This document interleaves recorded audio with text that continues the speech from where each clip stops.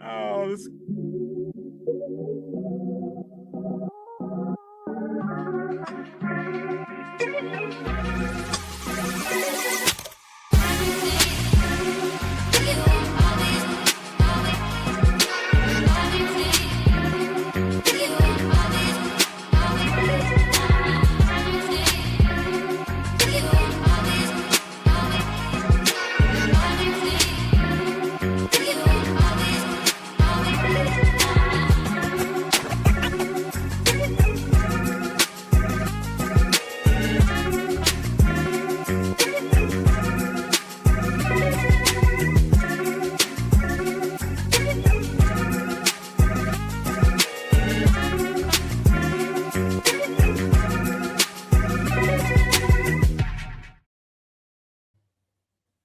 What's up, dog? Welcome to SpeakEasy Conversations. I think it's 43, but who cares? Because it's with Ale Sharpton and BrewGether and Andrea Byron, and it's just so much, Doug. It's a lot. It's gonna be great. Yeah. And what else is a lot is what you got in your. What do you got? Well, I'm going to start off a lighter thing. This is also a pretty cool can art. I usually say so myself. Got a little Rental Shoes Italian American Pilsner. Let's get that over in here so you can see it on that. This is from a brewery in Ithaca, which is about an hour from me. This is from Personal Best Brewing. So there's a little icon. Personal Vest? Personal Best. Like your personal best. So yeah. Okay. Cool. All right. So I was there. That's appropriate for today because this is, one of my personal favorite guests here. Really? I'm not even joking. Look at you trying to be punny. That too. Yeah, there's like nice look at that. Dirty Glass Gang as usual. So sorry about that. Wait, what's cult? Yeah, this is from the North Brewery. They used to call their thing the cult. Like they're members of the cult, and then you ever use that on a cult bar? Yes, for sure I have. So Apocalypse was one of the like stouts he made one time. So see the color on that Pilsner there, nice and bright. Yeah.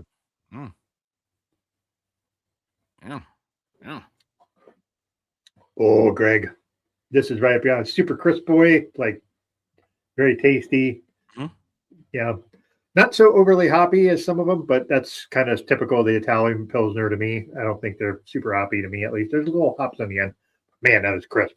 Super tasty, really good. Well, you got me. Is it a crispy boy, as they say? Yes, as the kids say. Bangers tonight. So we will open this Giant Jones English barley. Now you're gonna make me jealous, dude. You know I'm a fan of their stuff. Yeah, Jessica was like, wait, you got to get something that's going to make Doug jealous. I'm like, I just order and it's going to make Doug jealous. What are we talking about here, lady? So anyway, this is a Giant Jones English barley one, but I just got it out of the fridge, y'all, so I'm going to let that warm up. Why am I going to let that warm up? Because we're going to start off sizzling, Doug, with Uncle Nearest, 1856. Do you know anything about this one? I had it before. I had it before. It's 100 proof, so it's a higher proof of the two main ones. The other one I can't remember the year they put on it, but it was a different year. I want to say. What do you know about Uncle Nearest? This Uncle Nearest, what's the deal with it? Well, we know that it's was actually what Jack Daniels was based off of. It was originally created by a black man and then they kind of got his recipe, and I believe he worked for them for some period of time. But excellent whiskey. So, Doug, we never do this. Let's do this. That's. I feel like I'm on a sports talk show now. Like, we gotta have debates, right? We gotta face off, right? Leave that for later. Oh yeah. So, Doug, we have this Uncle Nearest. Get you down the chute. There's a nice flavor going. Ooh, that's florally. And welcome to the most people that have watched this in a long time, though. But welcome everybody. Glad you're here. Yes. So without further ado, because they're probably not all here to see us, Doug. Let's just keep it straight. So, our guests tonight are it's two people, y'all, and so they are with Doug. Doug, what's your shirt say? Now this is BrewGether. This is what they do as a joint venture. So Yeah, BrewGether is on a mission to highlight the synergy, y'all, between urban agriculture and the craft beer industry by raising awareness that only 1% of craft brewers and 1% of farms are Black owned. So by volunteering, educating, oh, I'm sorry, Doug, I need to get you off that whole thing. Yeah. So by volunteering, educating, and providing grants to local farms and urban agriculture initiatives, BrewGether aims to bring together craft beer and community. So from what I know, and we can get to all this, them combined are BrewGether, but separately, Doug, we got a whole little thing to talk about here because Andrea Byron is a longtime food and beverage storyteller and community connector, Doug. So yeah, food shaming in on this biatch tonight. As a food and lifestyle journalist and a social media creative under the handle Atlanta Food Writer, she has spent more than a decade shaping Atlanta's culinary landscape and reviewing restaurants, spotlighting breweries, and traveling to food festivals. I mean, that's all right. Like everybody's like, oh, Greg goes on like road trips for breweries. It must be a nice job. Well, first of all, I haven't gotten paid for that yet, so it's not a job until you get paid, right, Doug? But that sounds even better than what I do, man, because I'm a foodie too. So Andrea is also a proud leader in the Atlanta craft beer community. She's the co-founder of BrewGether, as we stated. She elevates the intersection of craft beer and urban agriculture. As we said before, her work with BrewGether reflects her belief on craft beer spaces can serve as powerful platforms for awareness, connection, and economic empowerment. Andrea is a natural connector, building people and bringing people and stories and resources together. Sounds like my kind of friend, Doug. The next I think so. we have is Mr. Ale Sharpton. Ale Sharpton is so this is where we'll have so Ale Sharpton was the first. I found Ale Sharpton online, and Doug, he was the first person that I saw that was a black person, was a black male talking about beer. And it was this inspiring as fuck. And I'm telling you right now, sorry for my language. Without this guest or this guy coming up here, I don't know if we would be here because again, he inspired me. There's two people that inspired me hard as far as craft beer goes. It's Ale Sharpton and it's Doug. You know the other one. Well, there's multiples that I can think of, but you're gonna have to clue me in. The main one is Chris Strausner, the beer baron, of course. That's true. That's true. Yep, I came up with him as far as like his articles, like were the first things that I read. And then when I was looking for other people, Ale Sharpton was like the second person, and it was like, wait, like you could be cool, you could drink beer, and you can be black. And I was like, okay, I could drink beer and be black. I got to work on the coolness. So if I, follow this guy, it's cool. So I don't know, like there's not a bigger inspiration between him and Chris. It just doesn't get bigger as far as me doing whatever the hell I'm doing now. And it's still, I still respectfully, I feel like I'm chasing him on some angle. And actually we'll get to that and later. I got a little something special, Doug, for us. Okay. Without further ado, and Greg's rambling, I'm just excited about, and thanks, Doug, for booking this because I ain't even booked these people. You booked them. You're the man. You're welcome. Yeah, I'm just glad they were gracious enough to join us. So yes, I know. So without further ado, and fanboying and all that Greg is doing now, Doug, if you don't mind, bring up our guests. Yes. Here we welcome. are. Check. Did I get anything wrong? No, you nailed it. Yo, Thank you. That was man, great. That really, really meant a lot. What you're saying, both of you, your sentiments, man, are really heartfelt. Appreciate you, man, and Glad I could be there for you, my brother. Yeah, I mean, I'm sure I'm not the only one, but I just believe that, at least for me, you were an inspiration as far as to like just keep going and just get out there and just show, whatever, and just be yourself and be authentic and all those things. So, I mean, again, just shout out to you. Yeah, and Doug, what we normally ask, right? Yeah. Well, what are you guys drinking? That's where we're going to start. I'm going a little bit light on y'all. I'm drinking one of my favorite beers out of Athens, Georgia, Creature Comforts. It's called the Automatic IPA. It used to be called Pale Ale, but it's a more marketable called IPA, so they boosted it about 0.5%, made it 6%, and it's still slight haze to it. I'm not as big a hazy guy as I used to be, but it's very delicious, well balanced, and I'm messing with that. I'm a hophead, so. And then what you drinking? Oh yeah, the can is pretty dope too. I document a lot of art on cans and stuff, and do a lot of articles on them. So shout out to them and their artwork right here. It's kind of fire. So yeah. And then the lady here, the Queen Bee, what you got, Mama? Well, I am drinking a THC drink actually, so not. Oh, after Greg's heart, right there. Why we still got these damn things? But that's 10 a whole other milligrams. Doug, leave me alone. And that's called it's called Liberty. This is called Liberty. It's new. It's pineapple flavored. Mm-hmm. Yep. It has lion's mane and ashwagandha in it. So Yeah. Wow. Yeah. They put mushroom in that. Yep. Awesome. Yep. Respectfully, we didn't get to the goods. What is it? 10 milligrams, 15 10 milligrams. CBD, THC. What is it? Yeah, 10 that's milligrams THC, 5 milligrams CBD.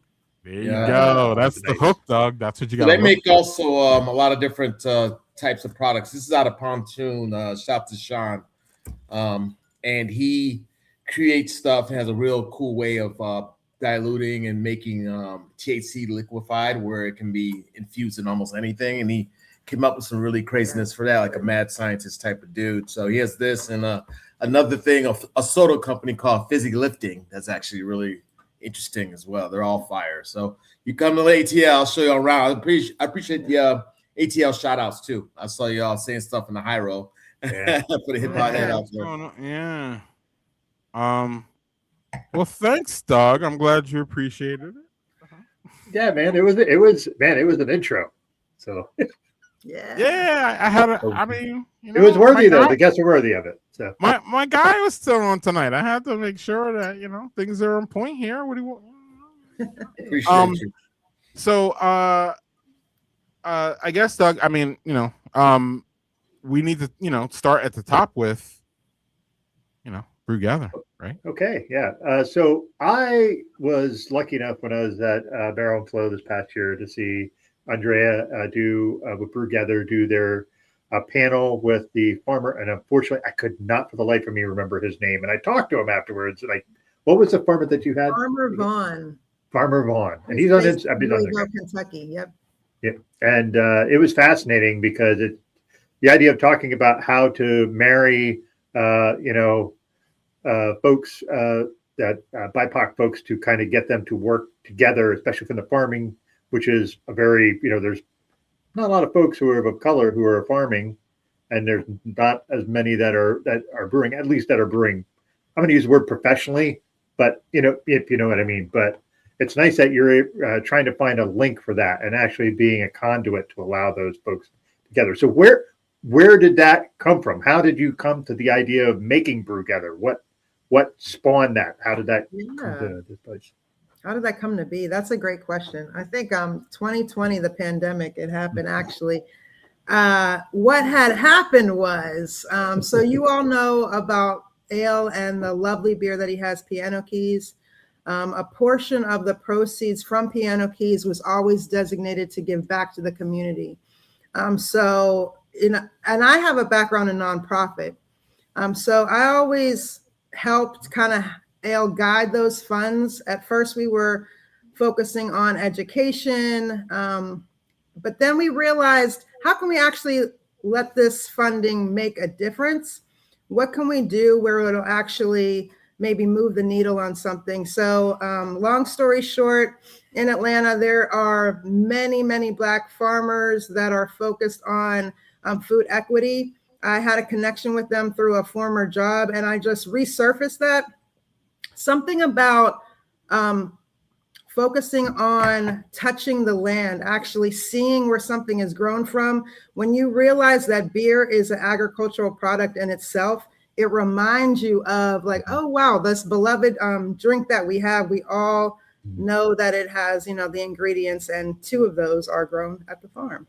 So we were able to kind of pull all the connections together, realize that the funding we had could actually make a difference with a small farm.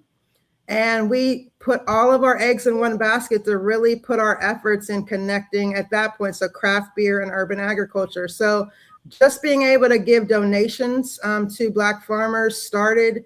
And then after that, we have small groups that will come together and volunteer, give some actual labor, free labor to folks to support that effort. We do tours, we do panels. So it's been really great. It kind of spurred a lot of things from that.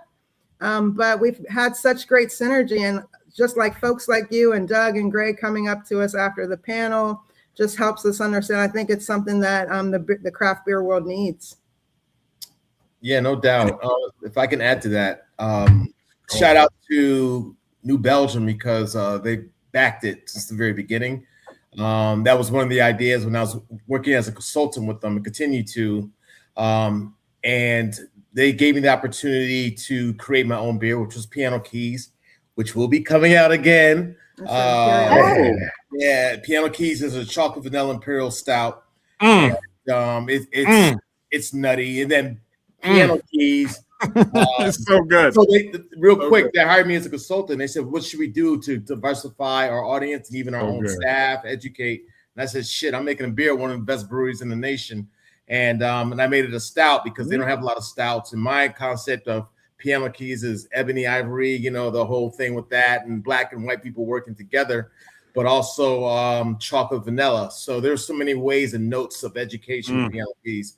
And it's stellar. I can't wait. I really have some craziness coming in February, and you're the first podcast I've told that to. But to make a long story short, they said, hey, what else would you like to do?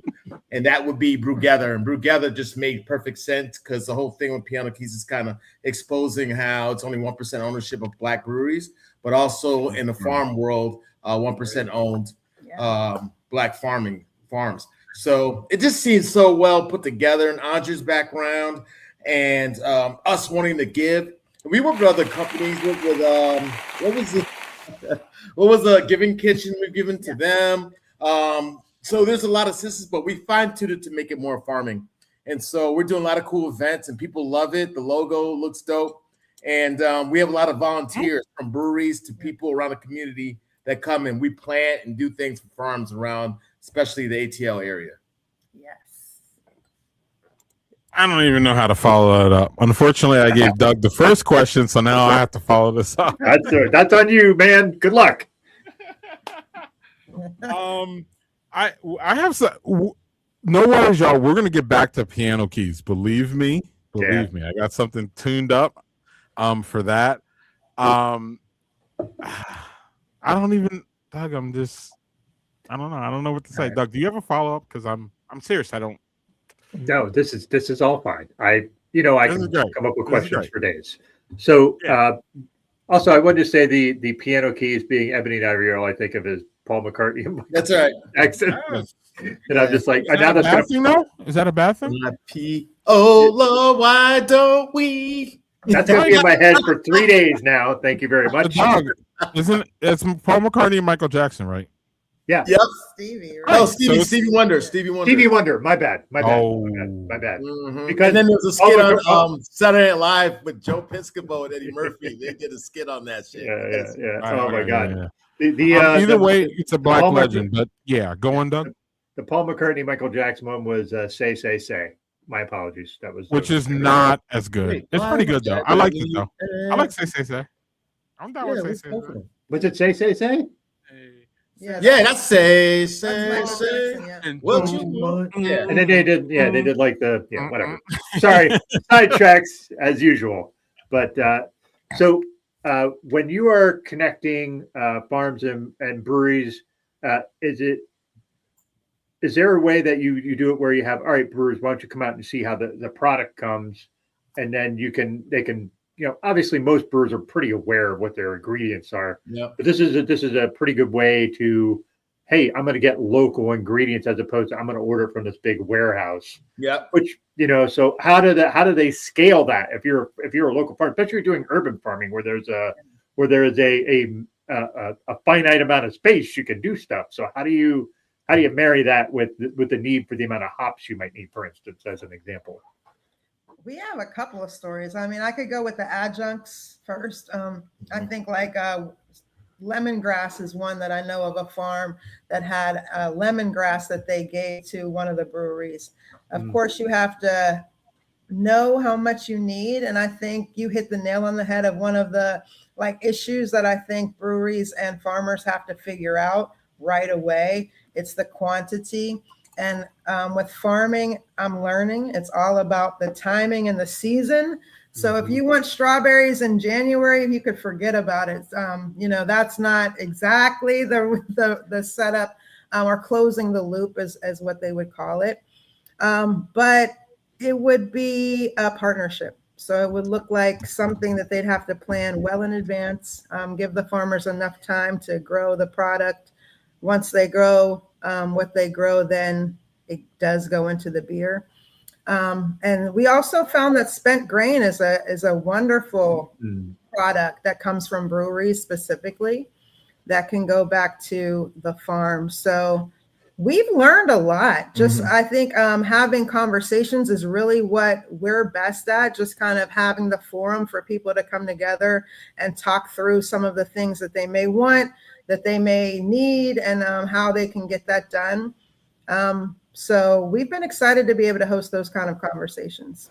It's also an educational thing as well. We always have panels we host, and we have farmers who discuss the symmetry with beer and farming. And we also teach about history and how it was invented in Africa and by women, and the hymns and recipes are written inside of tombs and inside of pyramids. It's really wild telling people this kind of stuff. And then they had hymns and a goddess named Akasi who was glorified for making beer. And that's what they used to feed people.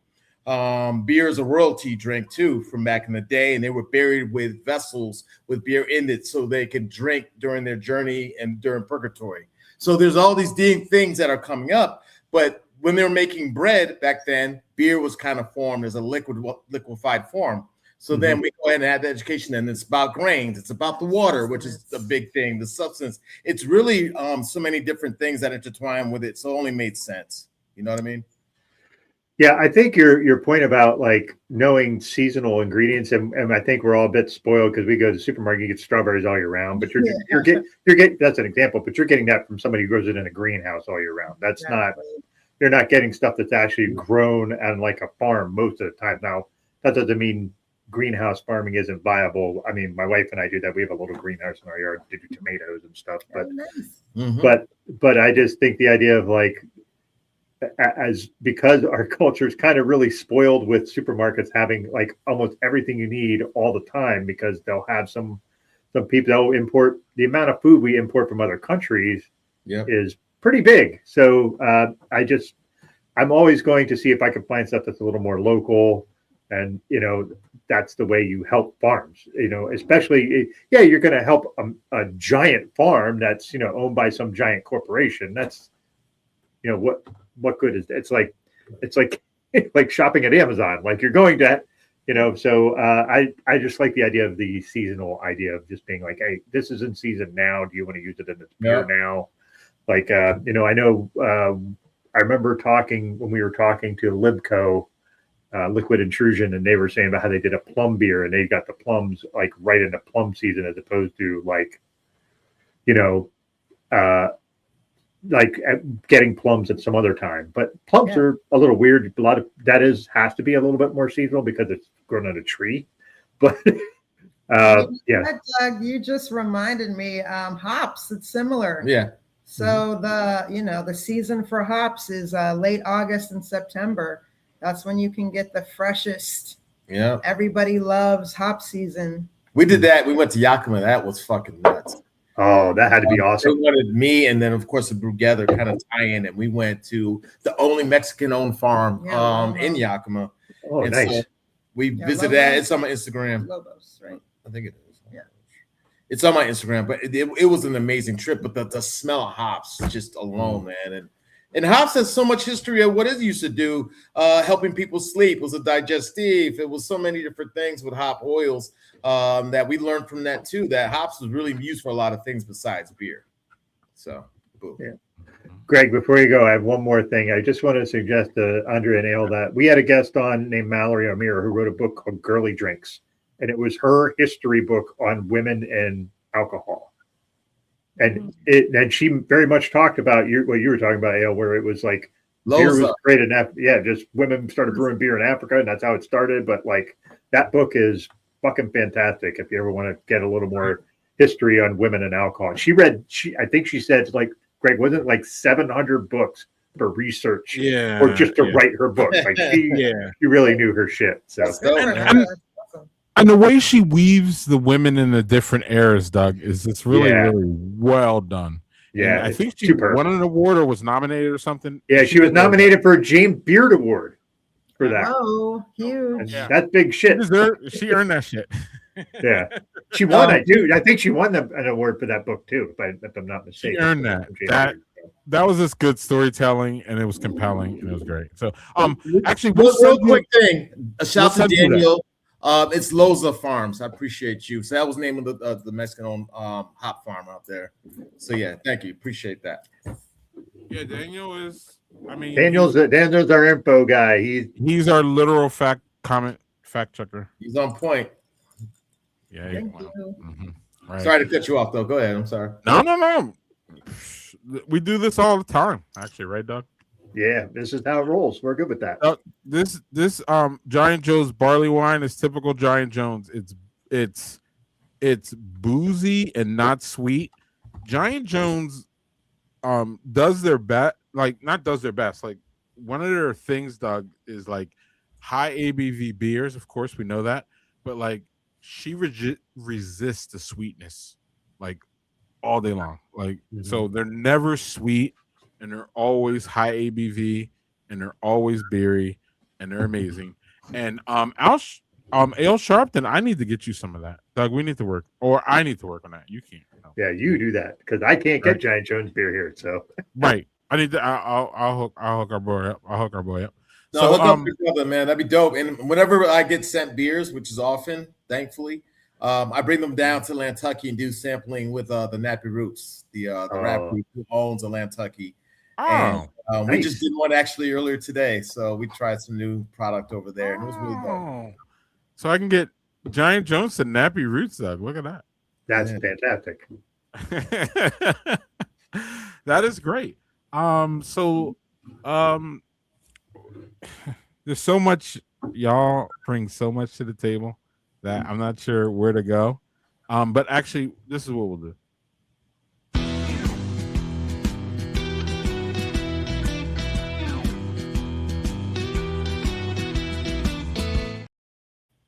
One of the things that Ale Sharpton is involved in is I'm pretty sure it's still this, right, Ale Sharpton? So are we ready to talk about this? It's got the logo.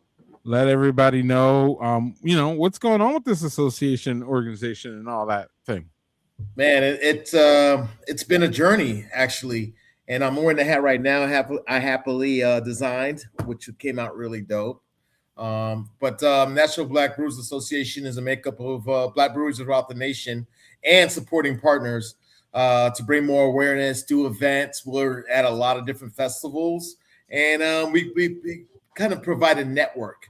And it really started, a lot of people didn't know, with Kevin Johnson, the NBA All-Star, multi-All-Star, who has his own brewery and operations and restaurants throughout the nation, actually in Sacramento. But he's expanding nationally with a lot of things. So he helped get us going, man. And it's been a collective of great people who really know their stuff throughout the nation. And we always do cool events, man, and seminars and everything to try and make a difference and provide some more resources for particularly minority-owned breweries, including Black breweries. Doug, do you have anything here? One logo is great. Also, I remember seeing at Barrel and Flow, I saw it and I was like, I did a double take and I was like, that looks like Kevin fucking Johnson. I'm like, there's no way that's Kevin Johnson. And then I was like, holy shit, it is Kevin Johnson. When I went into panel where you guys had the panel, and then I got to talk to him for a few minutes afterwards. That was a thrill for me. I'm a big basketball NBA nerd. So, yeah, man. No doubt. So, so that was cool. He dunked on Olajuwon. I mean, come on, dog. Like, that's crazy. Yeah, not many guys could say that. I certainly can't.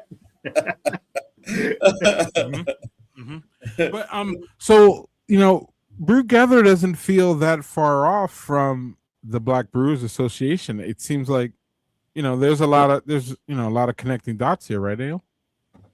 Yes, all about connecting the dots for sure. It's really blowing up actually, and it's fun to go around the nation and visit these breweries like in person. We went to a Black Frog in Cleveland that just opened up, and we didn't even tell them we were coming. It was like a big surprise, and Andrew's my road dog. We kick it, and we she really looks out for me, especially doing a lot of interviews and podcasts and stuff. So she's always there to film and do all kind of cool shit. So shout out to Wifey. But no, it's really dope to support them and the communities that are supporting them as well. And when you go to these tap rooms, it's not all Black people drinking a beer. It's like everybody is enjoying it and loving the different interpretations of how they see IPAs or whatever the case is, like any other brewery. So it's really dope, man, to see that in action. It absolutely is. It absolutely is. So we are in the React segment. So we actually kind of try to keep it moving here. And I want you to react to this, Ale Sharpton, please. It's right here. I remember that day. Oh man, that was crazy. So I was just relaxing, had a long night, and it was in the morning, and I kept getting these calls at 7 o'clock, 8 o'clock. So who the hell is this New York number keep calling me? So it was two different numbers, and I finally answered it. I said, who is this? They're like, is this Ale Sharpton? I'm like, yes, it is. And then they said, well, we have some good news for you. Al Sharpton read about you in Forbes magazine and would love to meet you in person. I'm like, wait a minute. And then it was two different numbers, and they were legit. Like, Andrew went and looked up the numbers real quick, and they were definitely PR firms. So we're like, okay. So he's on a jet, just happened to be reading my article on the way to Atlanta on the plane. And the article is featuring what I did, how it did like since now it's 30 years of being in the industry and paving the way for a lot of people, trailblazing and stuff like that. It was really dope. So yeah, I met him. I said, fine. Andre got in the car with me, and I brought my dad. And it was interesting. It wasn't exactly like the Malcolm X movie, but it was kind of dope when he's going to meet the person he's been praying to the whole time in person. But it was just me more just giving him dap and shaking his hand and just saying, wow, I'm not. He read that I was not making fun of his name. It was more of he's have a passion for civil rights, have a passion for beer. And it just made sense. And the whole ale play, I mean, it's the original beer.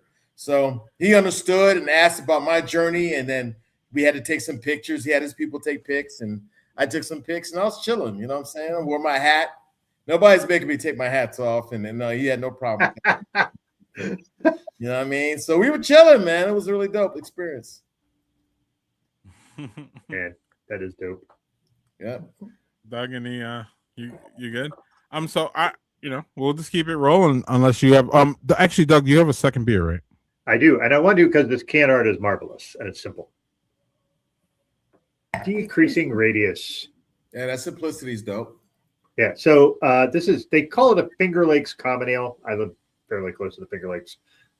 It's a Kentucky common ale that they just made with New York State ingredients. Okay. This is a collaboration between 3 breweries and a malt house, that's nuts. So this is from Personal Best. There's actually 4 breweries because it's them, Scale House, RDNs, and Liquid State, and then Murmuration Malts. So that is a lot of shit going on. So, but I just thought that is just super, super cool can art. If I could say something real quick. First of all, I appreciate you recognizing and showing love to artists. 10 Best is a USA Today thing they do for so many different things. And I'm one of the experts for judging that can art. So if you're really into that, man, go to 10 Best and just look up beer label art, and I'm one of the judges, national judges for that. That I will be doing. And then second, you said you want Doug's Ithaca? on that. Oh yeah, Doug. please do. You'll see. Like go through the years, they're dope. And then also you said you went to Ithaca. I know I talked to you once, and you said you were from Ithaca. Yeah, and I live about an hour from there, and I work up in Ithaca, so I drive up there quite a bit. So, but one weekend, I said I haven't been up to some cideries and breweries in Ithaca in a while. I mean, my wife and I have gone to the Finger Lakes a number of times, but Personal Best was one that was new, and I went there on the recommendation of a coworker. Their beers are great. Their facility is like massive. Like it's not a massive brewery; it's a massive building that they have shuffleboard inside, like big shuffleboard things to play. And in the summer, they have garages and they just open up so you can do all that shit where all the air coming through. So it's a cool looking place. The guy apparently does all the can art and the brewing himself. So he just does it all himself. So he's a bit of a sorry there. I love my label art, man. A bit of a what, Doug? Sorry. A bit. You said he's a bit of a. I was going to say a bit of a control freak, but I didn't want to disparage him because, like, he's brewing, he's doing all the can art, he's doing all the decorations. Like the guy just kind of runs the whole show. But and of course, I throw you under the bus totally. But anyway, you were going to say something. I was going to say, we did a brewery and food tour on upstate New York and drove down, and the last destination was Ithaca. So that was really fun because I lived there for 10 years. I was born there, moved when I was 10, but then actually went back to college there. So I got to see all my old buddies and hang out. So I'll sure connect you with some people while you're up there next time. Yeah, and if you get up here, man, just let me know. I got places I can take you up there too if you haven't been around a bit. Plus show. So can I another photo I would like you to react to, Al Sharpton? Is that was cool? a good one, man. The first one was a good one. This is I don't know. Doug liked this one. Yeah, baby, Sir Charles. That was 2 nights ago. I've always liked Charles. He shoots. I mean, you see what you get, and it's not an act. He's a fearless person, which I definitely appreciate in anybody, whether they're funny, corny, or just totally themselves. It doesn't matter. I appreciate that. And he was super cool, man. He's not into beer as much as he is into more. He has a vodka company, and they make gin now too. So it was kind of like a tasting party, and I was invited to come check him out, and it was really dope, man. He's hilarious. He's funny. And he'll talk NBA, he'll talk whatever, and he'll just say what he says. He's a trip.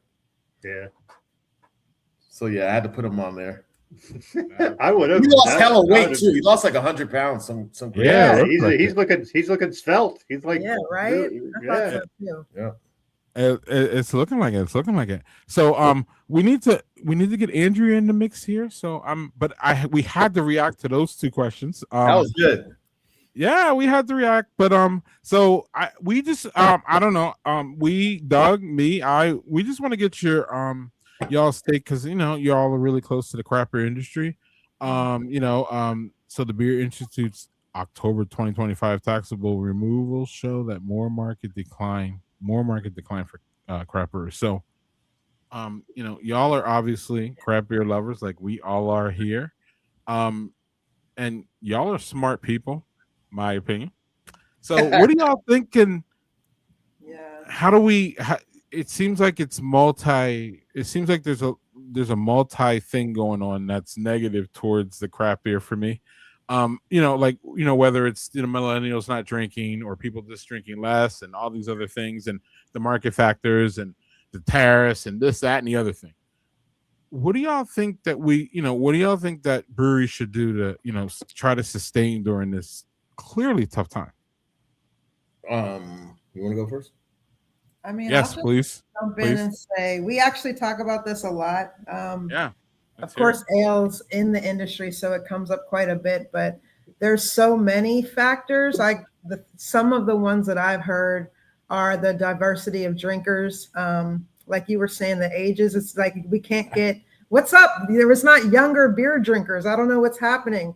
Younger folk, and I feel icky when I have to try to introduce younger people to beer. I don't even like to think about it, but somebody introduced me to it, right? I don't know how that works. True.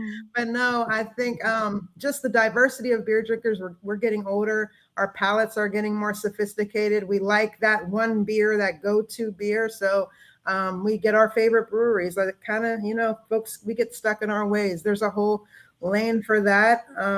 I also think that there's trends now. Sober October, dry January. When did that happen? Mm-hmm. So there's so many things that I think trend-wise are coming on the scene.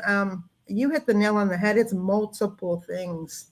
I know Ale has a bunch of things. There's a ton. Well, I mean, also, getting a beer or drinking for that matter was a thing when we were like seniors in high school or whenever the time was for us. Was a cool thing. We're sneaking this. Now it's like there's pills, there's weed, there's no one going out anymore to mass parties, which we had to do every weekend.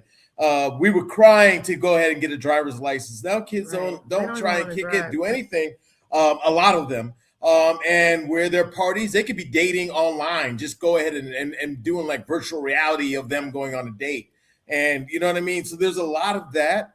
And there's also just the interest, intrigue of beer was really big for a time. It was a big boom, like, wow, IPAs and all these different styles. Or I didn't know beer could taste like that. And then people started going to a lot of different breweries and then became experts, where a lot of times those more educated palates go towards more patronizing what beer is really, really good. Mm-hmm. Not saying that some of the breweries that have passed away or gone are bad, but it just seems like some of the marketing push, which is big too, and the fact that certain beers are very consistent, those are the ones that tend to win the most. Yeah, sorry, I was taking care of something there, but I have 4 kids and they're all young adults. So I get to see this in real time, how it works. And the proliferation of being able to get legal weed is like a big thing, because they can get, a little tipsy with gummies or whatever, and it's less effect on them the next day. And honestly, it's a trend with folks who, I'm going to say younger. I'm in my 50s, so I'm beyond what they're at. So I'm made my peace with that a long time ago. But it's the idea of like things that like were like real drivers for me when I was a kid. It was getting drunk. It was hooking up. It was like a lot of different things that were just kind of ubiquitous to that.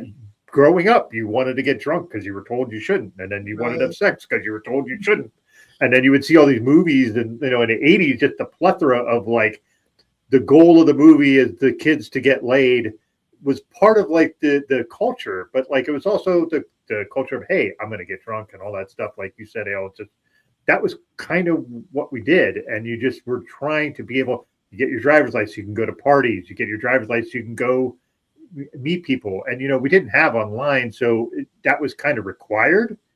And it just the ease of things to do without having to leave the comfort of your home. Yes. And just the idea of being comfortable in your space is a big thing for folks who are younger. And I, as an older person, like comfort in my space is great. But like when I was younger, the comfort didn't matter for shit. Like if I slept if I passed out and slept in a yard, I woke up and I was like, well, that sucked. But all right, let's go. And just when's the next party? Yeah. So, a lot of health consciousness too. Which is kind of a key thing too, and just in general, people being healthy is kind of in right now. And beer's becoming more expensive. I mean, let's keep it real. Our pockets and bank accounts might be getting a little tighter. You know what I mean? We got to like be very selective. And 4-packs for $20 is the regular thing now. When we would have maybe 10 years ago, but like say, what? This shit must be spectacular and hard to get, and we're waiting in line for fucking 2 weeks. But no, this is a real thing. But it's making breweries become a lot more inventive and making more of an experience. You just mentioned something about shuffleboard inside the brewery. Well, those are things that bring people to the brewery that are having families, where you can let the brats run around and do what the hell they got, because they're going to be these toys and all kind of things and games that are going to be over there on the side while the parents get their sip on.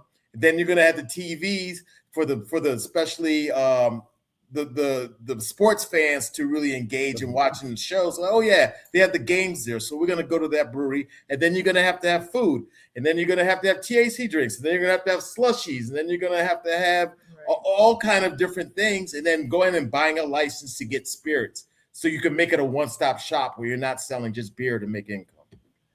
And the idea of making events at your place, like, when you have things like karaoke, trivia, Yep. And not just that, like if you have music, like there's shows.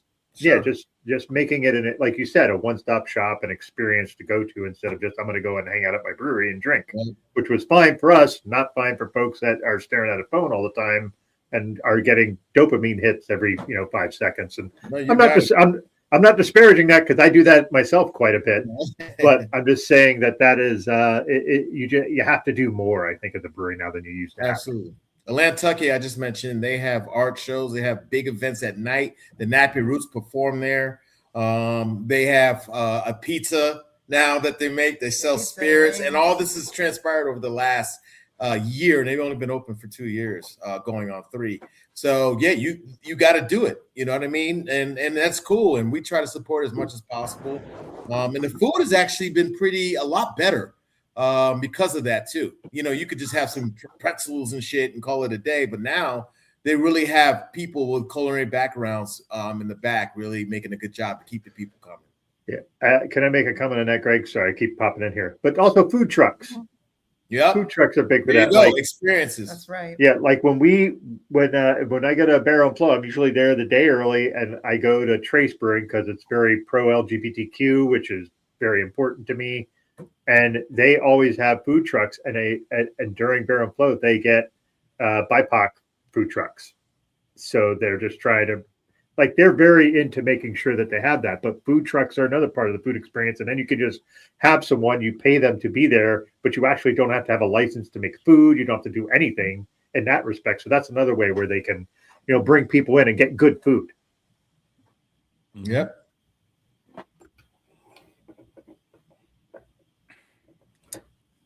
Good point, Steve. Yes, Steve. I'll address this point, and then anybody else can jump off on it. As someone who knows a lot about beer in Wisconsin these days, I've done some I know a lot now. I'm good. What I'm seeing, Steve, up here is this going back to lagers and having all kinds of lagers all over the place, as opposed to IPAs. And I see IPAs shrinking on these menus. I see like 1, 2, or 3, not, the hazy, of course, right. And then, like, a pale can like act like an IPA too. Everybody knows that one.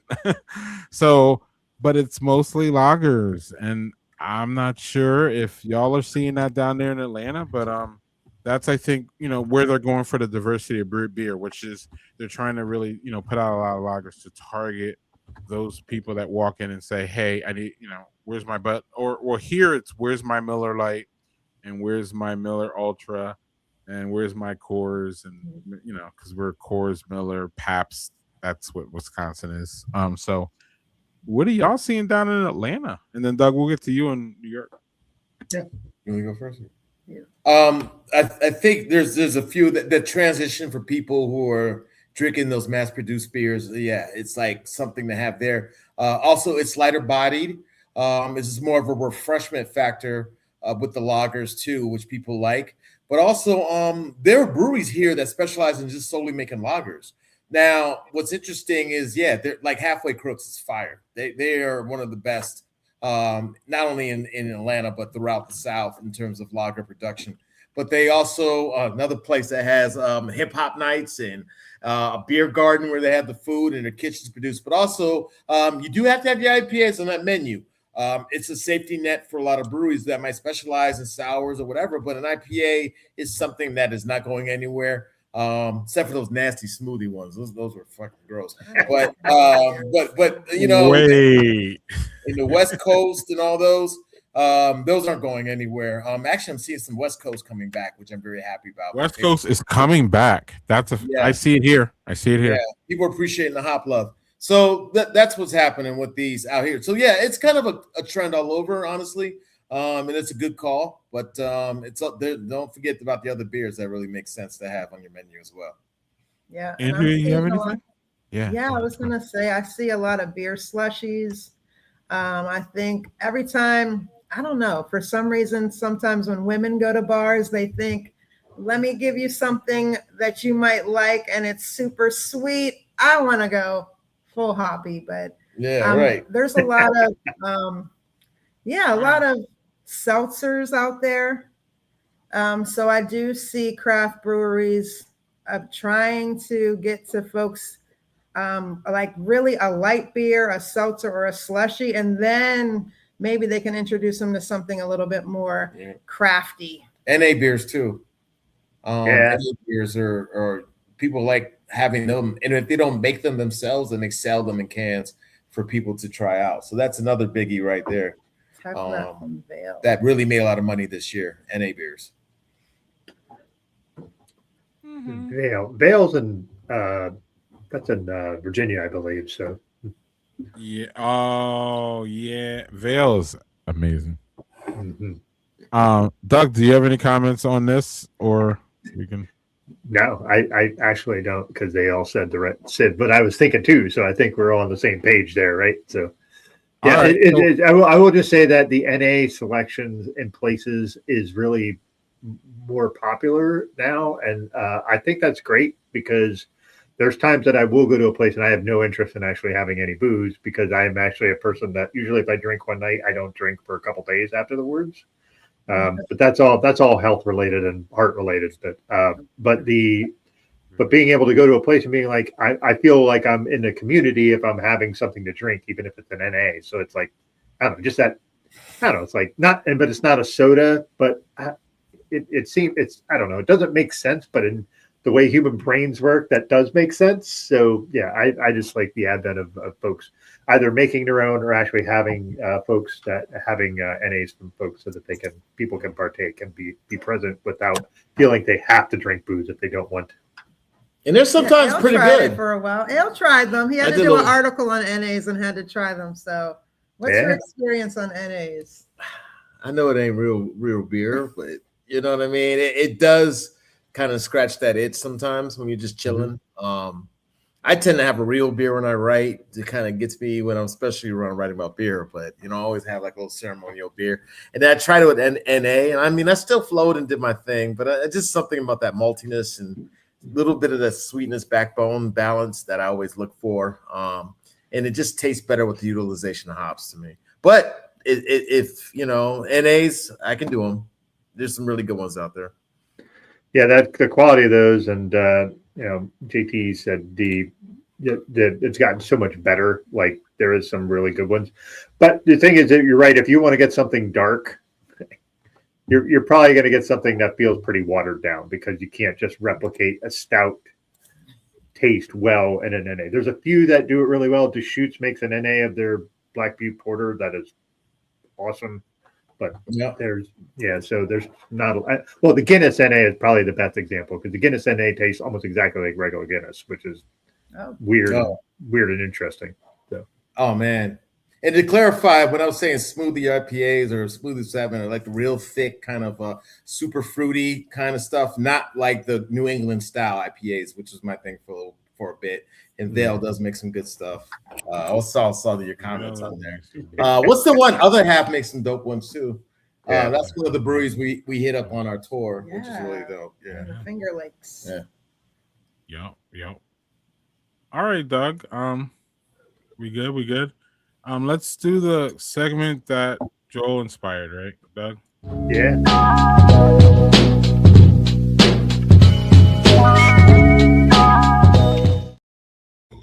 Let's do it, because I know Ale Sharpton and Andrew. This is gonna hit Ale. Great. Yes, this is right down their lane. Is it, Doug, or not? So, I think so. I didn't think we realized it, but it's gonna be right in your lane, Ale.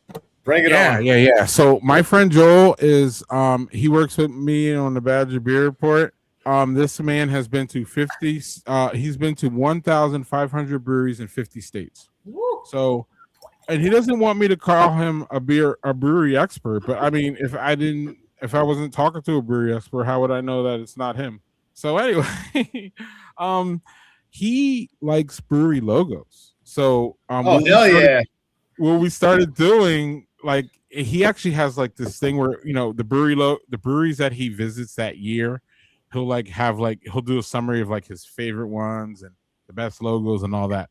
So he dialed up two of his favorites for y'all, and we're gonna critique these biatches right now, y'all. Yeah, this is what I do. Yeah, Let's go. So number one is Crooked Crab Brewing in where are they? Odenton, Maryland. I was gonna say I was gonna go with Maryland. So. They won me over because I am a crab cake fanatic, and this right here brought me to Maryland right away. The best crab cakes in the world. You like the rope with the kind of like that anchoring kind of sea look? I like it. I like how it goes around the logo. It's like infinity symbol a little bit, so maybe there's some subliminal messaging. Yeah, and they put a little blue hue on the crab. It looks like, which is very, very clever. The font, it gives a little bit of some curvature, some edginess. Yeah, the C and crooked. And then it's a shield almost that it's stamped on, like an emblem. So they have that part. So you got the rope to know that it's from the sea. So yeah, nice work. Yeah, nice work on that. Doug? I concur. I will say it gives me almost like the font is almost like sort of like a borderline, like not quite piratey font, but in that sort of in that range. And the blue crab is a nice touch, and it does with the rope. That actually is a really nice touch with it to kind of loop around and kind of gives you the feel of like when you're on a boat with where you have to hoist the sails and do all that shit, or you have to dock the boat and wrap the thing around. So I think it's really great. I like crab cakes, but the thing is, it's one of those things where I haven't had enough of them to try to be like, oh, I really, really dig crab cakes. And the problem is I'm from upstate New York, so the crab cakes I get up here are not nearly as good as what you would get down there. So no, that's Maryland. That's it. I make them myself. I don't even. There's only one spot I go to here for crab cakes, but yeah, fire. Okay, I was going to be like, Doug, why the f are we talking about some crab cakes? But El showed up to run it up, so we'll allow it. Hey, blue crab in Maryland is synonymous with crab cakes. So I know. Did anybody notice the the sailboat? I missed the sailboat. I was gonna say, right under like his undercarriage, isn't there a sailboat? And there's kind of like what like what is that? Oh yeah. We couldn't see it because it's kind of small here, but yeah, it's got the whole look at the staff, and it's kind of curving in there. It's like it's a storm. It's a storm. So, yeah, it's kind of small enough. What do y'all give this? Doug, did we have a scale 1 to 5, or what do we do? 1 to 10, or what are we doing? Yeah, whatever you want. 1 to 10 is kind of standard. So why don't we do that? Yeah. What do y'all have a rating for this one? Y'all like it? Y'all? I mean, it's not bad. I think merch and stuff like that, and how that would go on merch. That would be a fun problem. That'd be really difficult on a hat. Yeah, I'm not like, oh shit, and that's a 5 when I say oh shit. So I'm going with 5 and a quarter. I'm not running out to get a T-shirt with this on it, and that would be a 10 for me. Right. So I'm gonna put it, and it's the first one, so I gotta put it right in the middle. Yeah, 6. Okay. We're going 1 to 10. Yeah. Oh, 1 to 10. Yeah. Oh yeah. I guess 6. I'm being sweet. 6.5. I give it a solid. I give it a solid 7. All right. 6. I'm at 6.5. That's where I'm at. So. Yeah. It's pretty good. So the next one and the last one, actually, y'all. I should have queued up more, Doug. They love this. We love this. Yeah. Is Ravina Brewing. Oh, okay. There's a lot going on here. In Seattle, Washington. Anybody familiar with Ravina Brewing Company? No, we were in Seattle though. Earlier this year. Yeah, I love Seattle. That was pretty dope. Doug, do you have initial thoughts while Ale and Andrea get their things together on this one?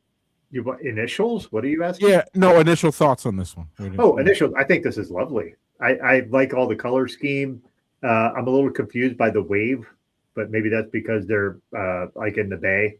That's the only thing I can figure out. But I just really like the colors, and using that circular logo makes it very easy to put on merch, which is really nice. I dig it. I dig it. What's going on, Ale Sharpton and Adria?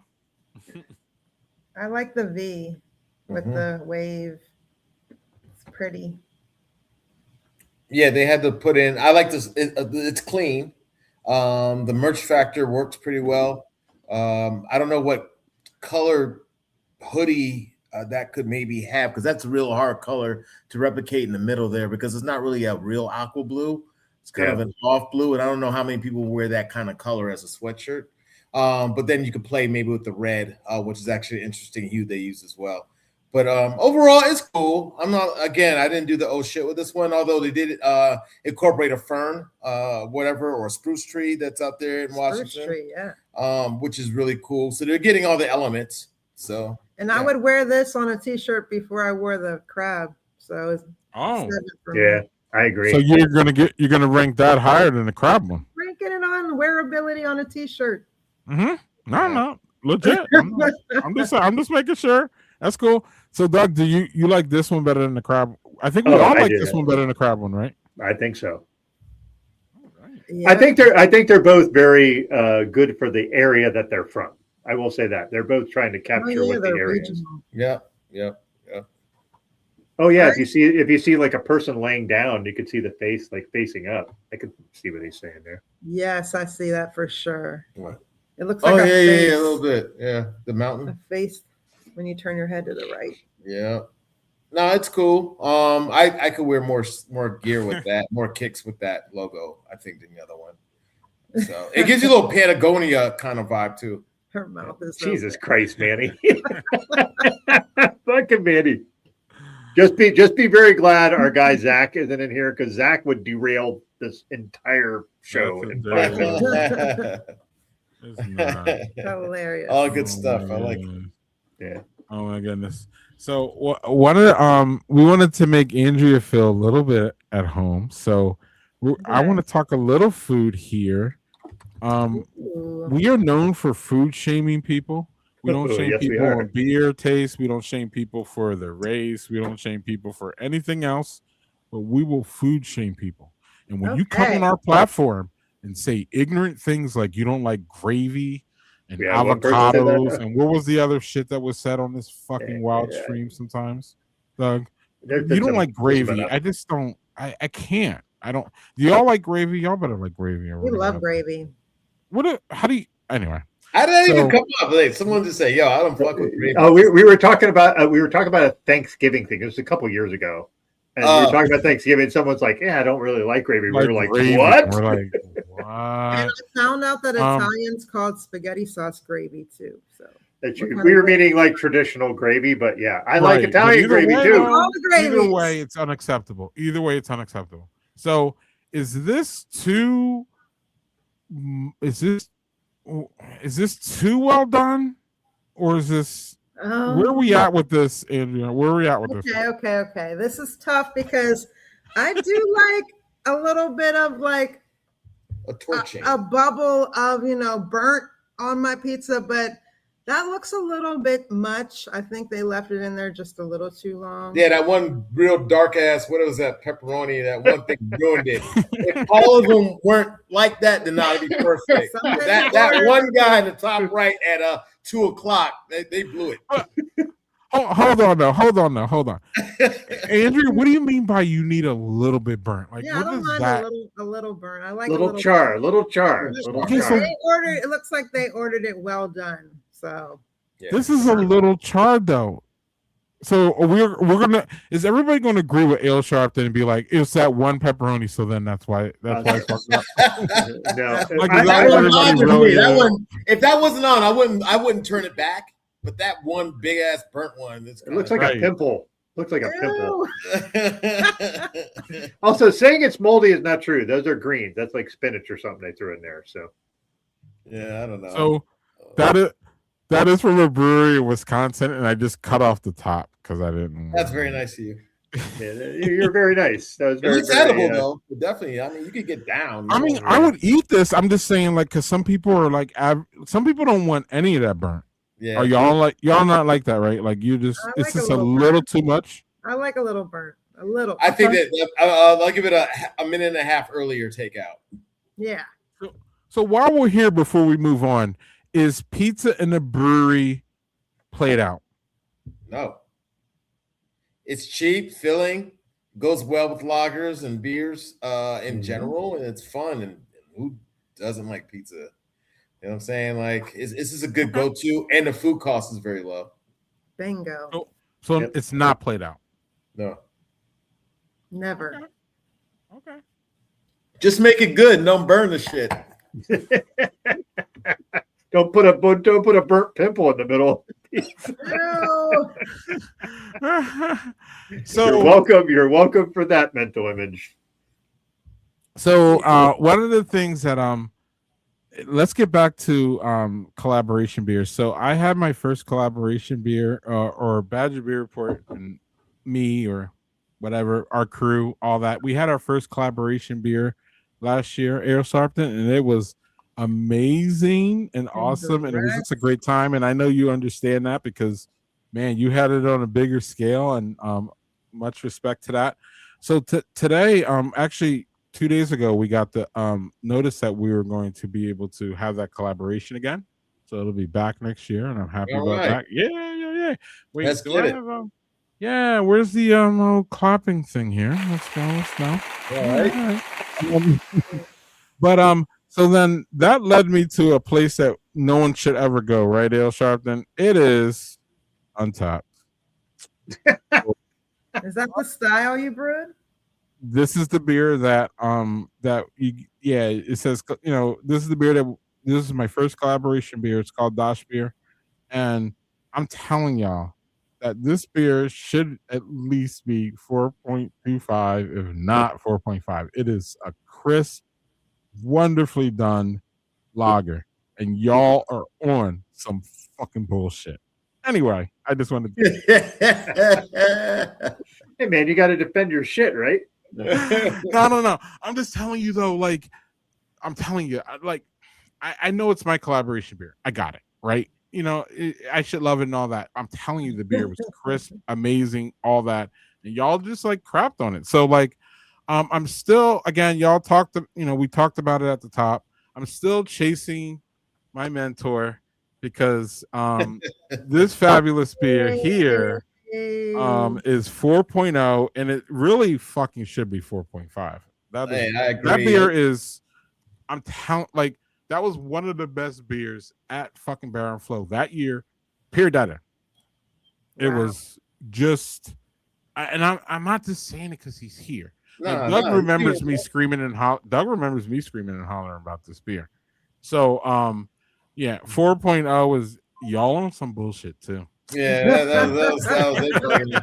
they're bugging because but that's fine. It gave me some things to inspire with the next batch. I'm doing it with another brewery. No, all due respect to New Belgium, but I just wanted something a little more closer to home where it could be a little more hands-on. So there's going to be some things that'll be different this time around, and I don't want to spoil it too much, but look for it in February, and I'll be holding you some cans, brother. I got you. I got the whole team, actually. I got you. Oh, so Piano Keys is coming back. Is this known knowledge or what's going on? No, it is now. It is now. You're the first podcast I'm mentioning it, honestly. Do we have a brewer? Do we have a date? What's going on? Do we get more info? February. You just said you didn't want to leave, but let's not push. Listen, man. I do February. You know how I am now with this stuff, Doug. I go in for I need it. No, stop it, Doug. The story's right here. You gotta press your talent to get the info. No, this is amazing. This is amazing though. News. Again, y'all, I'm not just bullshitting because he's in front of me. This beer is excellent. It's gonna be great. It's still pouring good ABV. It drinks like 7 ABV. It's just so smooth. It's just Doug, I'm telling you. You would be look at this black beer guy over there. Yeah, I can't wait. I wanna please, smell yeah, them. let us Can't know. wait for I you want to to try it, scream and man. holler about it. Let us We're, know. we're shipping in all kind of different vanilla beans to see which ones work the best from all over the world, and there's no expense on that. And then the chocolate's already been chosen. So it's gonna be pretty crazy. Yep. Whatever, JC. Jesus Christ. These people in the comments, Doug. I don't know what we're gonna do with them. But Doug, I don't either. I want you to tell us what you're doing with that up there. Appreciate you, Amani. Yep. So this is a Allagash Gatherwell bourbon barrel aged stout that I've had in my cellaring fridge for over 2 years. Okay. That's the cool thing about stouts, man. They Oh, can there's hang a out for date a on while. there. Yeah, that's real shit. All right, I got you. Yeah. So this is excellent. It was excellent fresh. They still make this every year now, which is great. It is extraordinarily smooth, even 2 years later. It's 11%, so it's it's a heavier beer, but it's notes of cocoa, vanilla, and oak. Okay. Standard barrel aged beer, but man, is it good! It's super drinkable, super smooth. You know, sometimes you get those barrel aged beers, and it's just like, hey, how would you like to be punched in the face by bourbon for the entire time you drink that beer? This is not that. It definitely has the notes, but it is wickedly delicious and smooth. So really well done. No. Yeah. Hey, Doug, is that Allagash you say? Yes, Allagash Gatherwell.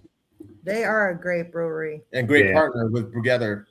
We've done a couple events with them. Yeah, we just did an event with them about 2 months ago. We partnered and did so back to BrewGether, right? So Allagash, the Allagash White has coriander in it as one of the main ingredients. And we did a seed pairing. And gave away coriander seeds, which is also cilantro. Right.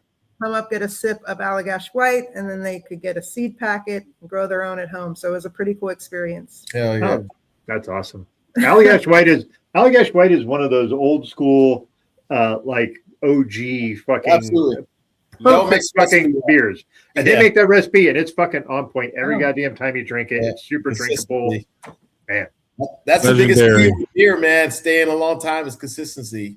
If that shit is consistent, it ain't lasting. And another one like that is Bell's Two Hearted. That's just one of the best beers, period, that you just know is always going to taste the same no matter what. Stone IPA. There's one that stays around that Greg's going to groan when I mention what the name is, but it changes every year, and it's Matt Elf from Trogs because the cherries every year are different because cherries are different every year.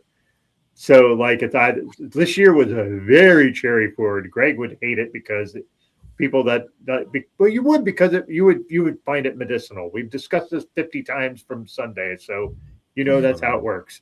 But it's one of the weird beers that like every year they make it and every year it tastes different and people still buy it. They make a lot of it, so clearly it works in some way. Very dope.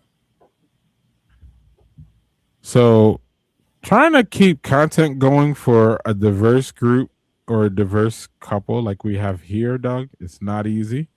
But I would like to talk hip hop because I know Sharpton loves that too. I know. I mean, I'm telling you. You got me, brother. I do. I know my guy. So with that being said, we'll let Ale Sharpton and Andrea remark to this first, and then Doug. We will get on this. Yeah. It says it's talking about I know who mine is right away. Well, it's one of two, actually. Doug. Sorry. Who's in the back standing up? I can't tell. Is that Kendrick about to sit down? Yeah, Kendrick needs to sit down, and y'all need to replace the one that he's going to sit down. Oh, I see. Okay. So, we got 50. Was that Kanye? 50, Kanye, Eminem. Yeah, Pac. Tupac, Jay-Z. Lil Wayne. And Biggie. Oh, I know who I'm going to pick. Go ahead. You know, this is no easy answer. This is tough, no matter which way you look at it. But I'm going to say Biggie, just because his catalog is not as diverse. I mean, interesting. Has a shorter catalog than everybody else. That's interesting. No fault of his own. Damn, there's different ways to look at it. I look at it as a table of lyricism. and not really entrepreneurialism, and known for like really getting critically like really complex with bars, and those guys do it like no other. Although Kanye is more of a producer rapper, but no, the guy would have to get up. Although 50 Cent is his own category, I would have him sit with them because that'll be a little more of a lyrical get together. And he's 50's gonna get out, and he's gonna have his own spot. And then he's going to be doing all kind of Instagram campaigns against me because I said he would get up. But really, 50 is my guy. He's hilarious. And he has hits. But this is a table of lyricism, straight, pure lyricism. I think 50 has a nice, broad thing of being a rapper with dope-ass beats. He's a great beat picker, but this lyricism is a little crazier. And the comments are hilarious. Somebody said it depends on if it's the old Kanye or the new Kanye. Yeah. And I agree. Yeah, the old Kanye, yo. Old Kanye can stay. New Kanye, you're out of there. Yeah. Lil Wayne is nuts. All the way from The Black is Hot, but his second album, Mr. Carter, is crazy. He's got some fucking beat up there.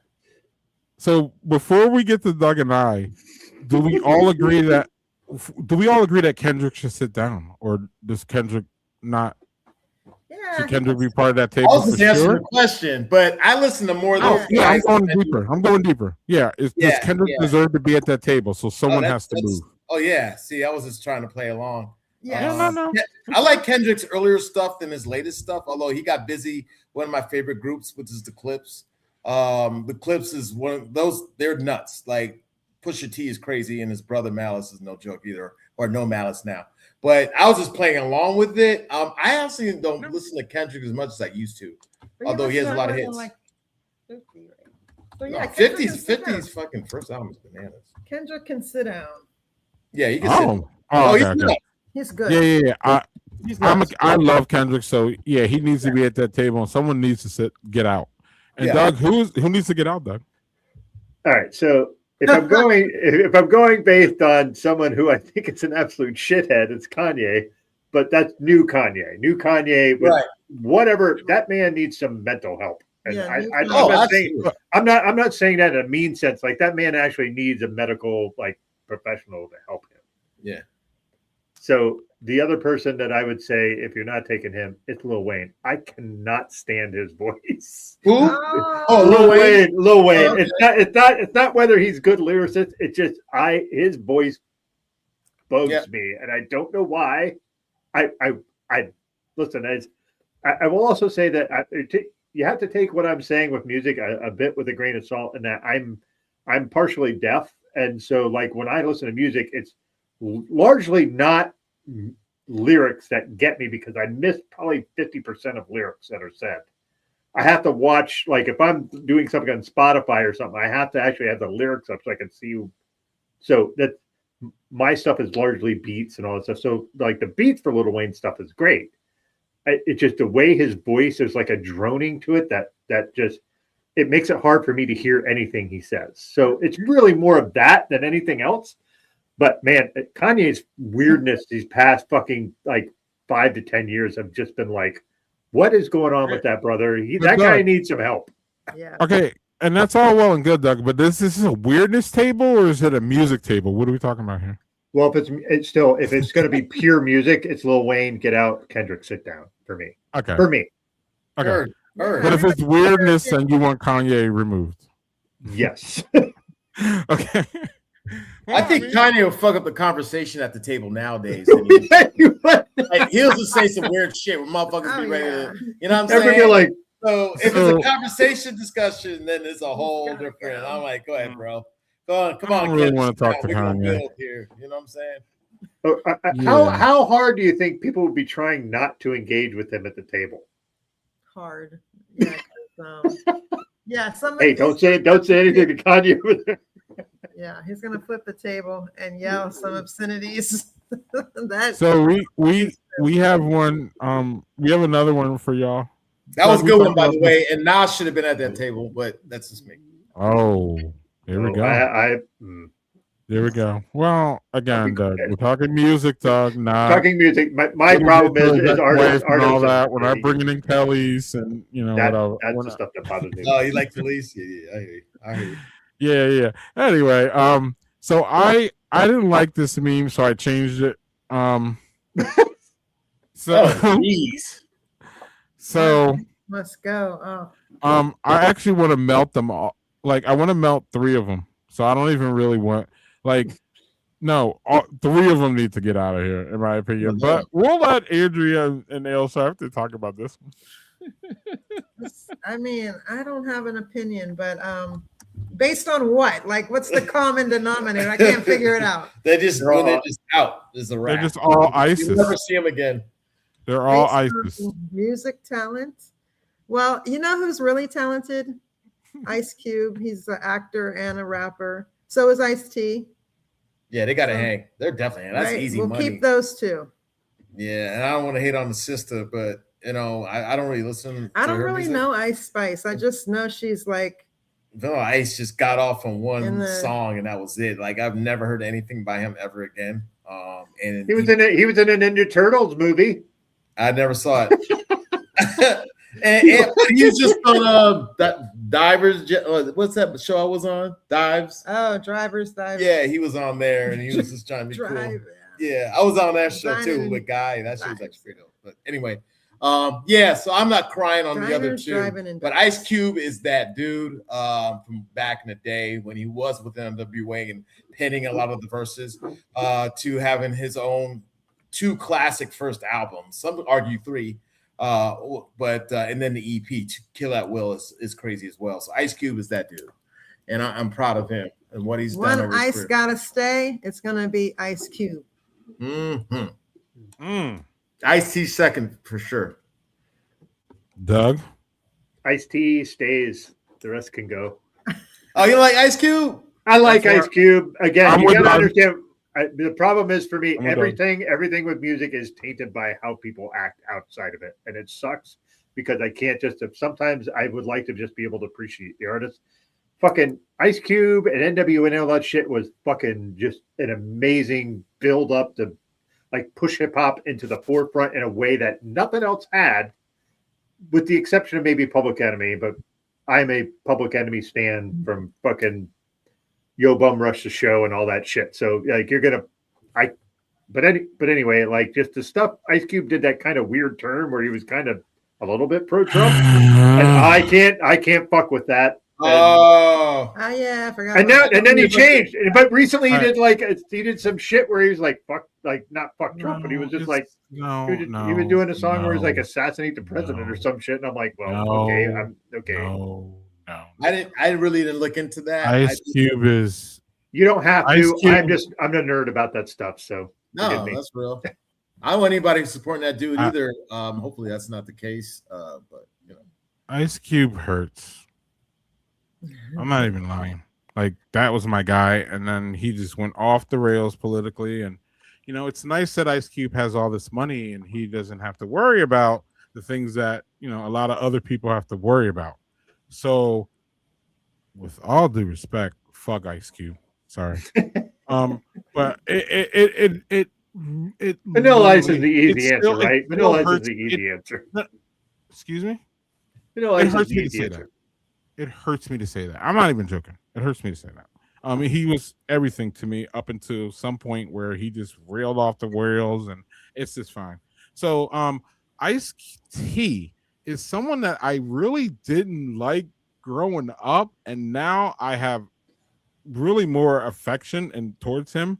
I love the diversity of this guy, meaning he's an actor, he's a hard rocker, he's a hip hop guy or a rapper at some point. He's just diverse. He's just really talented, and I think he's really underrated, actually. At the end of the day, so I'll keep Ice Cube. And Ice Spice is known for losing weight on Ozempic. That's all I kind of know about her, Doug. I didn't know that about her. So like, listen, again, if it's somebody new, I'm gonna be like, "Who the fuck is that?" And then I'm gonna feel like a dumbass. Correct. So and right. But I have 2 young adults in the house, and that's what when I ask them about Ice Spice, they say, "quote She fell off," and then they talk about Ozempic. So that's all I know. And listen, this is what the kids are saying. I don't. Yeah. I'm just mimicking what they say. I there's a couple songs she's good. I just don't know anything about this young lady. You know. Well, Ice-T was smart. He when he first one of his first albums was called Power, and he put his wife on the cover, and that made a lot of teenage boys start hearing his music on that album cover alone. That it was a very controversial yet talked about album cover, and so people were like, I'm gonna give him a shot just because of what you know his wife looked like on the cover. So a lot of guys was all into that back in the day. And then it got bigger. Yeah, Darlene. Yeah, and or I was gonna say we know again, part of my love of Ice Cube and why I'm just upset about where he is in his head or whatever is because of those early NWA and all that. And Ice-T was the original cop killer, y'all. So like these guys were up front for us, back in the day, no matter what. So like we can have our opinion on them now, you know what I'm saying? But like that still doesn't, there still needs to be at least a little respect. And I do still have that for Ice Cube because again, he was out there on the front lines, on hip hop, rap, all that, just being so provocative that people just couldn't stand him. So like, and that's what was still needed actually. But absolutely, so yeah. So and fuck Vanilla Ice. What are we even talking about? That's the one that goes for sure. Right. Okay. We get all. Yeah. Just. And he's a Trumper too now, and he's just, fuck him. Like, I don't know if you know. Yeah. Oh, he's a full on Trump slurper. So it's not. No. So he's gonna take the song from the Alphas, the Black Alphas, and then he's gonna go pro Trump after making money off of them. But we Suge Knight shook him over the ledge of a hotel, holding him from his ankles to sign a contract to turn on his publishing. I'm surprised Suge didn't drop him. He's that guy. He would. He wanted him to sign the paper. He can't do it all splattered on the pavement. Yep. Doug, you have something, right, buddy? Yeah. So I have a media question regarding Ice Cube and NWA and Ice-T. All right. So without those guys, do we get movies like Boys in the Hood, Menace to Society, things like that? Do we get those movies without those guys kind of paving the way to kind of get into the mainstream of this is life in LA, this is how fucked up it is and how bad it is? Do we get those movies without their music? Well, yeah, their presence, I mean, they got those movies produced because their music was making so much money. Mm-hmm. So they're like, all right, let's put this visually. And a lot of these brothers are talented at writing them. But a lot of those movies, too, were to glorify and further promote Black on Black crime. So, of course, you're going to get a lot of push from that when it's something that's detrimental to our people. So there was that dichotomy that was actually interesting. But the ones that were teaching a lesson and all that. And plus Ice-T was in New Jack City, which that was like one of his early on. So there was that play as well. So yeah, they were doing their thing and writing movies, and they had the opportunity, but just so they wrote with some way of incorporating violence early on in order to get those money, the big bucks. So that's what the deal was with that at that time. So the idea of like, I'm going to use the ends justify the means thing in this. Sorry, but that further accrues like for John Singleton and things like that. So it allowed them to actually have a bigger platform to do things that weren't centered on black crime. But like, absolutely, you got to start somewhere, So they capitalized on that. But like, I was sorry, that was just a thought that popped in my head. Like, we probably don't get those movies without NWA and Ice-T kind of just, hey, here's our shit, and this is how it works. And I don't think we get those movies without those guys talking about it. That's right. Absolutely. Well, they were telling stories from their hood, and so they're showing that, bringing that reality to life. But then look where they are now. They're doing cool things, and that got them more funding to do other films and express themselves more creatively. So yeah, sure. Good point. Yeah. So we are quickly ending our time with y'all, unfortunately. You only can have so much time. I would like to hear y'all, just say, or actually, do y'all have any upcoming events for BrewGether? We just had, I wanted to mention, we had a wonderful collab with Krista Suggs of Zappa Wines. She is a Black woman vineyard winemaker, and she owns a vineyard, and she took a stab at growing hops this year. Wisconsin. Her farm is in Wisconsin. Wait, what? Yeah, that's where Greg lives. Where in Wisconsin? What y'all know the city? I'll email you. We'll send it. Yeah. Okay, I'm sorry. Keep going. Yeah, we'll send you that. But she's super cool. And Zaffa Farms, where they usually make wine, they were making a stab at making hops, and they were Cascade. I think somebody else said something about Cascade in the feed over here.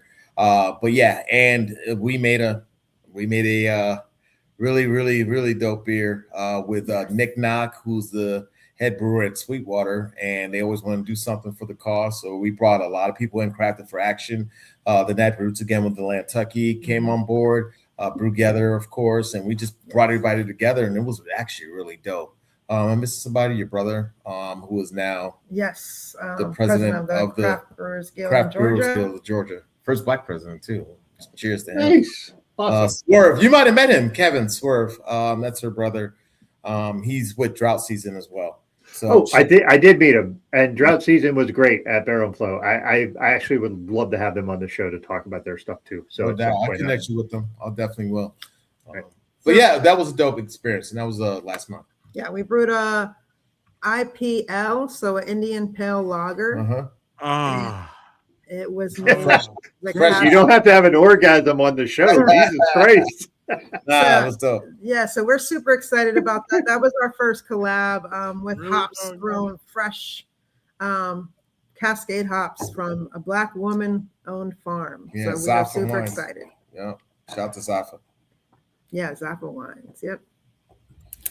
So that's what we have going on. And then, of course, the weather is cold right now, but as soon as it kicks right back up in March, we'll be back on the farms, volunteering, doing events, getting the word out as we do. Wait. I'm sorry. What the fuck is cold to an Atlanta? Yeah, I have to ask. As an upstate New Yorker, and listen, Al, you lived in upstate New York. What is cold to an Atlantean? Atlantean? Like, hey, I've been here since '90, bro. It's freezing. 20. Yeah, I'm like, damn, it's cold. That's cold. 20 is cold. 20 is cold. Cleveland. I mean, come on, man. But yeah, y'all know what the wind chill is going to be here tomorrow. Do y'all seriously know? Please tell us what. -20 at 3 p.m. Oh, hell no. See? That's why we live in Georgia. They said the coldest game is going to be the Chicago game, which is not far from y'all. It's going to be like -20 with Shador and Caleb running around. Y'all play fantasy football too? Y'all play fantasy football? No, but I'm a Browns fan. Oh, wow. Okay, dope, man. I'm also a Bears fan, right, Doug? Yes, you so are. I'm all over the place. Yeah, I'll prove that the fandom here. You'll see that bullshit, right? You see that in the mess? I'm a Jaguars fan, so my team this is actually a decent season for them, and they still suck. I have no idea how they're good as they are this year. Wait, they're decent, but they suck? They're decent. They're not. They're gonna suck. They're gonna get to the playoffs and get fucking demolished by whoever they play. So it'll be. But when you get to the playoffs, you don't suck, Doug. What are you talking about? I'm confused. They play in the AFC South. They are fucking. All the teams in there are bad. Okay. Well, anyway, I got ETN and I got their kicker, so hopefully they'll have a good game this week. Hey, man, good luck. I'm in the playoffs, baby. Enough of Doug's goofy ass team. Where can we find out more about you, Andrea? Especially, we didn't get to talk to you about your Atlanta stuff, but like we talk BrewGether. But what do you Let's talk about you real quick, where people can find you and all that. I would love for everyone to keep up with me. Follow me on Instagram at ATL Food Writer. I'm always checking out cool restaurants, cool bars, cool breweries in Atlanta. And I travel, so I'll share and spread the word. And I'm starting to write with a really cool magazine called Dining Out, so expect some new articles coming. But I love what I do. I'm so happy to have this platform to share with you all. Thank you for having us. And please follow at BrewGether for all of your craft beer and urban agricultural needs. Excellent. And that's across all, that's on Instagram, Facebook, blah, blah, blah. Yeah, all of the things at BrewGether. Excellent. Il Sharpton, you You know what I think of you? I already said it. What's going on with you, my friend? Thanks again for having us on. First and foremost, I appreciate y'all riding on this one over here too. You guys are awesome on the chat. I appreciate you. But also, right now I have another USA Today 10 Best coming out, and it's different beer categories. So this will be the best beer tour. New Belgium is one of the ones. So I'm one of the experts who votes on that. Beer labels, best new breweries, best tap rooms, best pubs, and a few other ones that are on there as categories. It's really fun every year, and I love to be able to show the smaller people love on there. So I do it as much as I can and get other breweries, and especially minority-owned breweries, involved as well. So check that out. And that comes out in 10 Best. It's the number 10 and then best.com, and that's under USA Today. So I love being and then my Instagram is Real Ale Sharpton. You just pulled the Barkley off of there. I got some new stuff coming on there pretty soon, but also sometimes put the cars I review on there, and different people and places I go to, clothing, sneakers. So there's always something cool on there. So please check out my Instagram. And I have Piano Keys coming out, which will be available in February. I know we mentioned that. I appreciate y'all. And I want you to come to the events, though. Y'all need to be in here, man. In Atlanta. I'm throwing down. It's going to be crazy. And we're going to be also in South Carolina, North Carolina, and hopefully New York, along with Georgia. So, yeah. And somebody said in the chat, were you able to get some of Lauren's last word, New Belgium? Oh, we did have a sip at the spot. It was fire. Lauren she just retired this year. She's one of the coolest people and had the coolest tattoo. It's like some weird, right around her neck. Yeah, but it's cool for her. Like, it's really dope. And she's just such a really modest yet real education. She's very intelligent, paved the way for a lot of women in the industry. She's a beast. So shout out to Elle. Good shout out on that too. Thank you, Daniel. Yep. Cheers. Yeah.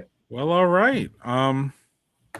It was an honor having you all here.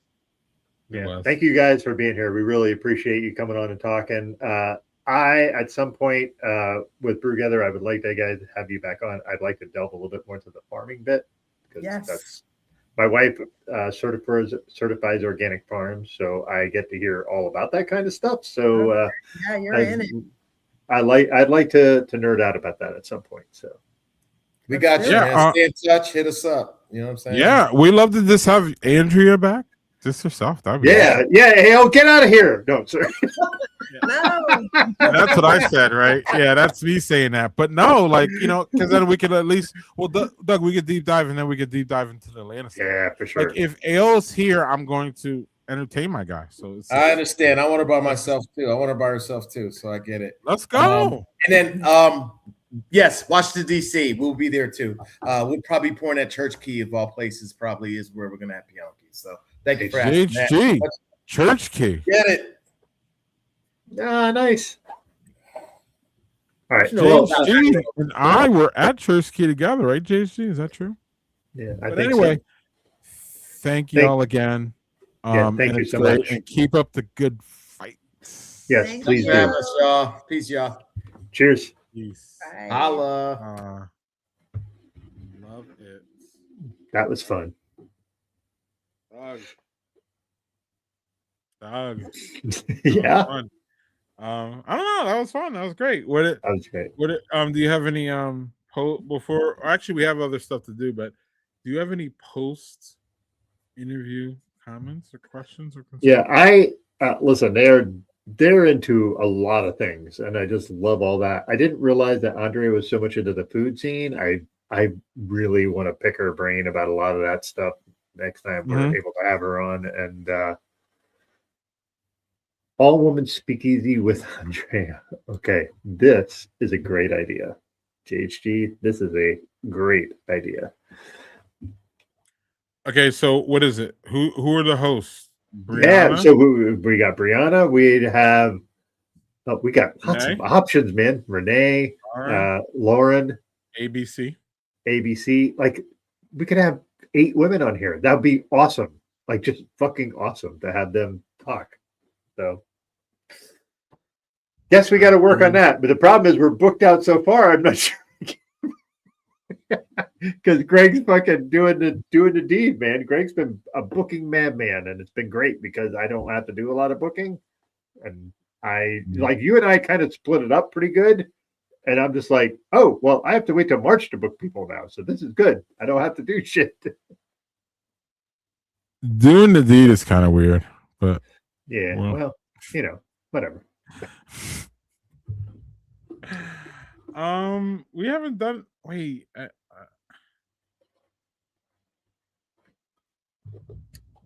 am too high to operate my own. Come on, man. Right. Get with it, Greg. Oh, sorry. This, my bad.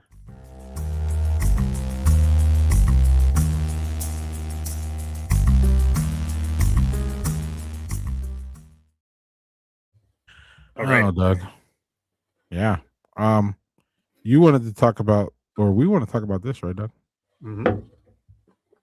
So our friend Whitney Ann Adams, look at this. She got interviewed by Variety magazine, talked about Five Nights at Freddy's 2, which she was the costume designer for, and talked about the puppet fittings and Easter eggs. And just how cool is fucking that? She got interviewed by Variety magazine. That is a big deal for industry stuff. So how cool is that? But what's a bigger deal for Whitney is that she's going to be here next week, Doug. Yeah, baby. And we are going to talk. What are we talking about, Greg? What are we talking about?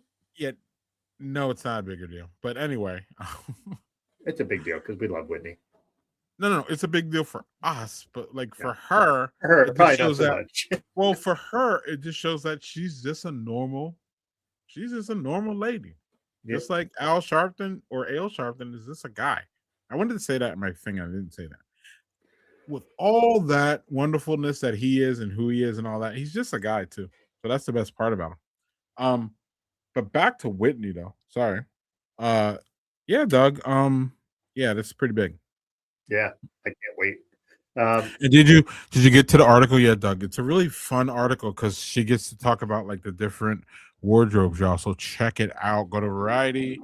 You can put in probably Variety Whitney costume designer. Actually, I'll probably get you. Yeah, or Five Nights at Freddy's. I mean, you see that, y'all see the thing there. It's a really, really fun article too about not only a past guest, but who's going to be here next week to do our top 5 movies of 2025. I did 10. So maybe I'm ahead of I'm a little aggressive. But. I'm only guaranteeing 5. Maybe we'll do 10. Whatever. The point is, we're gonna have a costume designer from a real movie, and she's gonna talk about her top at least 5. I don't know. We'll see. I'm not sure. We didn't really verify that, but we'll do it. Either way, though, and my point, what I was getting to is that y'all bring your top 5 movies this year. Yeah, bring them next week. Put them in the comments. And then in 2 weeks, y'all, on December, in 2 weeks on December 26th, Friday 26th, we're doing our thing with Jerry and Ant. We're doing our top 5 songs, or I'm sorry, albums of the year. Bring your top 10 to the year. We are going to next week. We are going to record our 5. Hold on, dog. Let me finish, please. 6 to 10. Well, I'm impaired over here, and I gotta. You're impaired. What I'm saying, and I gotta remember what I'm saying.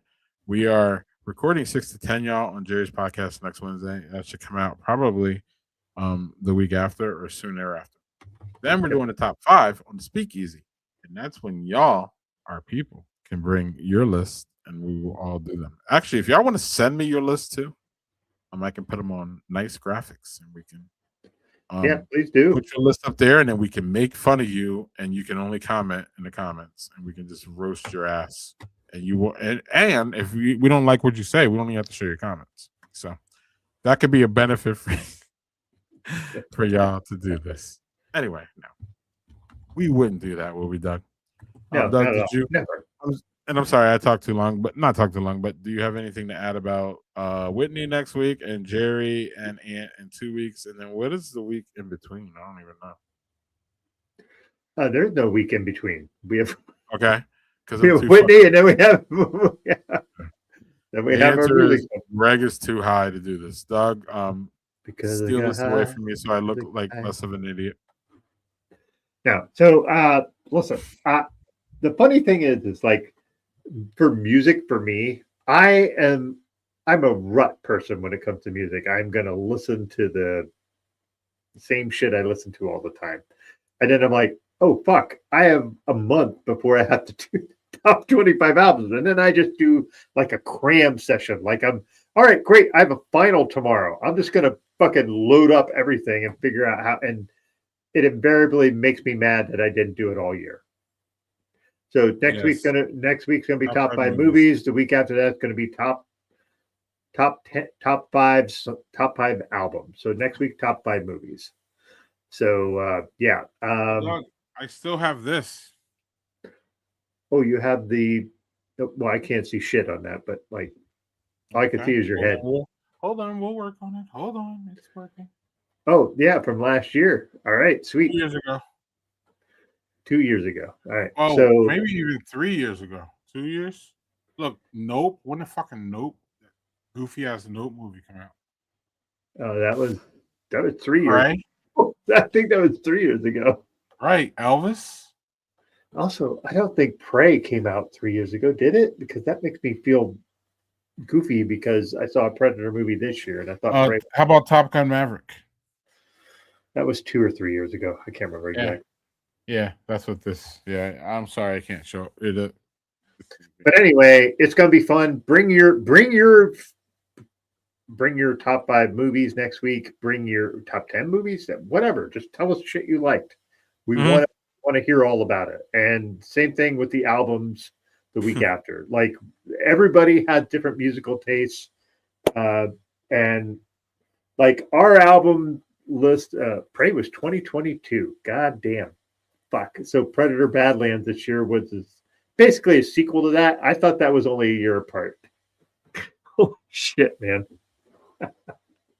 Doug, that's gonna be that's in your top 5, Vincent. Don't lie. Oh, the Predator Badlands will be on my list, but yes. Mm-hmm. Will it be top 5 or will it be honorable mention? The world will know next week. No, the suspense, I just can't. Please. All right, Doug. Actually, we should probably do this.